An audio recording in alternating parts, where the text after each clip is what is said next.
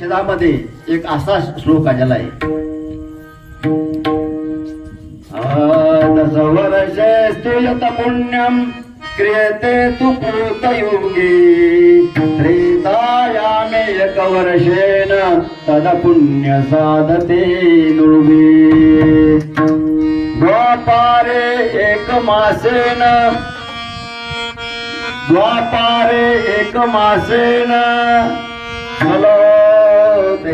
कधीने म्हणजे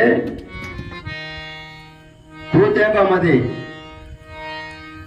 जे पुण्य 10 वर्ष करून मिळत नाही, 10 वर्षात जे पुण्य आपल्याला प्राप्त होतं, तर या ठिकाणी या कलियुगामध्ये ते पुण्य आपल्याला एका दिवसामध्ये प्राप्त होतं. म्हणजे किती मोठं फल आहे.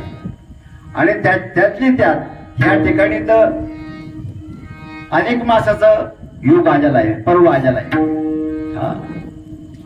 काही पर्व महत्वाचे असतात, तर अनेक मास हा त्यातील महत्वाचा एक पर्व आहे. आणि या ठिकाणी दुसराही पर्व साधलेला आहे की सोमवती